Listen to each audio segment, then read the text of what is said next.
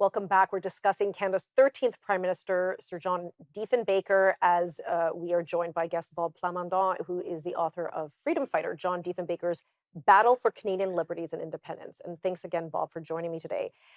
So, one of the legacies that really highlights John Diefenbaker's prime ministerialship is the Canadian Bill of Rights. And, many people in Canada today, maybe they're new Canadians and they're not aware of this history, but could you explain what the Bill of Rights was and is, and why it was so important at that time and to enter John Diefenbaker personally?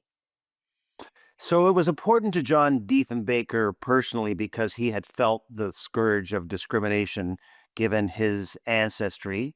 It's something that he saw over his career practicing law, where people would be prosecuted and victimized because of who they were, and that there wasn't one set of laws. There were people who suffered, and so he was talking about a Bill of Rights long before anyone else was. In fact, no one else was talking about it. He put it forward in the 1957 election, and I can't say that it was decisive or persuasive in the minds of Canadians. We had just come through, two world wars, and the War Measures Act was still a law in the books of Canada, which he thought was detrimental to society. But he was the one highlighting, even though he firmly supported the Canada's war effort, he was the one highlighting the discrimination against German Canadians, the internment of Japanese Canadians. Hmm.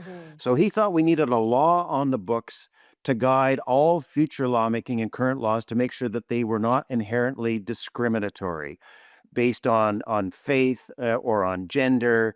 And everyone had freedom of speech, freedom of conscience, freedom of thought, which he thought could be uh, suppressed. And this was something that was just instinctive to him. And I think no more so than when it came to Indigenous Canadians. So he grew up with where there were many Indigenous people in his community, and he saw how they were suffered and discriminated against. So it was both a Bill of Rights, which wasn't a constitutional amendment, so it didn't have the same force and power as the Charter of Rights, but it certainly was foundational to the Charter, and that, along with what he did for Indigenous Canadians in terms of giving them the right to vote, standing up on the world stage against apartheid in South Africa when other powerful countries were not. And this was just part of his values. He knew what was right from wrong. He knew, for example, not to join or even go to a private club that discriminated against people because they were Jewish or because they Hmm. wouldn't allow women in. So you look at John Diefenbaker, the first woman cabinet minister, the first person in cabinet of non-French or British origin, the first francophone governor general, the first Indigenous senator. These were these were not tough calls for Diefenbaker because he knew they were the right thing to do. He was ahead of his time and ahead of society So, when how he was he did it. received when he's clearly smashing a lot of glass ceilings here? Uh, you know, uh, the Conservatives are always seen as kind of, I mean, it's changed now over the decades, but I imagine back then a little bit, conservative. We stay the course, and this is how it is. How was he received within his own party when he's proposing things that may have been seemed radical, like a Bill of Rights, or expanding Indigenous rights, or giving them any rights? Well, I mentioned he ran 5 times before winning on his 6th. He also ran 3 times for the leadership of the party before winning on the 3rd. And he won on the 3rd despite there being a Stop Diefenbaker campaign.